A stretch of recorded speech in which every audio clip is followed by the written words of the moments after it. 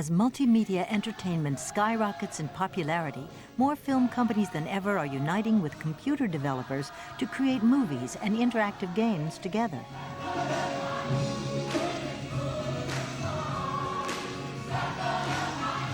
Celebrating with fanfare worthy of the hit film itself, Disney and Virgin Interactive Entertainment have just released the Lion King video game. It's the first time a movie-based video game has been released while the film is still playing in the theaters.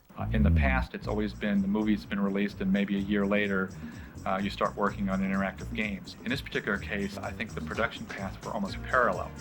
So we were trying to create sequences from the film, and they were saying, well, we don't know yet. We're starting right in the middle of it as well. This game was very challenging because we really wanted to meet the quality standard and the naturalistic standard of the film, the style of the movie, the style of the backgrounds, the story that's in the film. We wanted to try to get in the video game.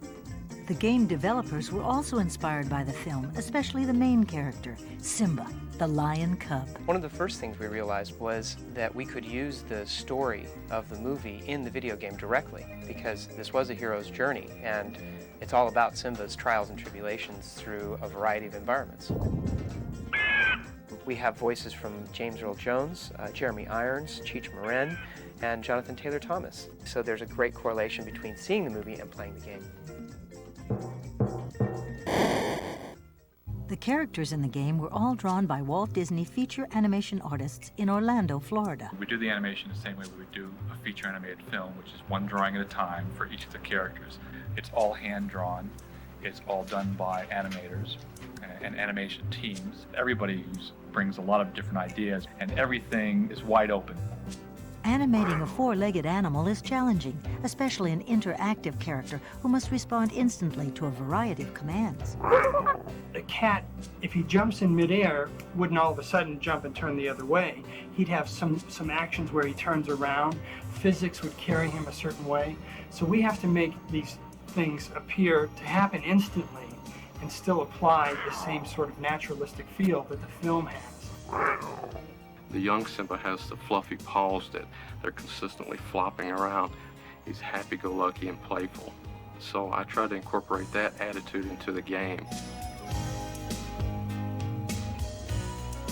As he ages, he moves slower. You have this 400-pound animal now, so you have to consider the weight. We try to watch animal gestures and try to incorporate that into our drawings, and yet put a little bit of ourselves into the drawing too. After Disney perfects each frame of moving animation, the drawings are sent to Westwood Studios, where their artists scan them into computers, then colorize and size them to the game's dimensions.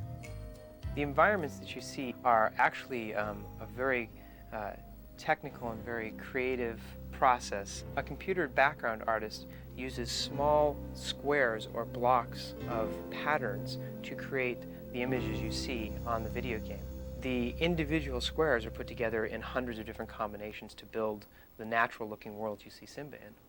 Of course, what ties all the animation together is Simba's story. There are 10 unique levels in the game, and they're designed to explore Simba's maturation from cub to adult. You start off with Simba sort of bouncing around as a little cub, but that's just where the fun begins, because then you get to play an adult lion. As an adult lion, he's a very formidable creature. There are two bonus rounds in this game, one where you play Timon and one where you play Pumbaa. In the film, there's a great sequence where they're eating bugs, and it's sort of gross, but it's sort of funny. So we really try to focus the bonus rounds in the game on Timon and Pumbaa eating bugs. It's very fast-paced. There's different characters to play, different experiences, new levels, new graphics, and every time you play the game, you'll find something different. In the elephant graveyard level of the game, there's a skull that is right out of the movie. So kids will say, wow, look at that. I'm not just watching a game, I'm playing the movie. We're excited about the Stampede because it's told from a totally different perspective. Young Simba is running directly at the camera with the wildebeest behind them.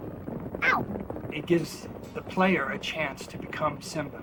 Both feature films and Westwood worked really hard to give each of the enemies a lot of character. The hyenas especially can jump and snarl and snap and do just a million different things, and it's all very, very beautifully articulated through the Disney animation.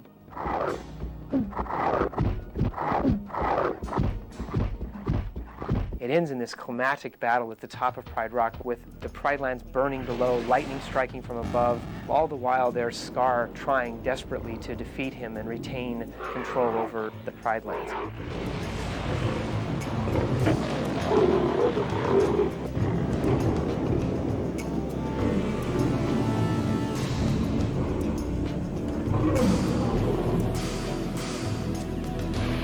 The process we've gone through the Lion King game is really the same as any production.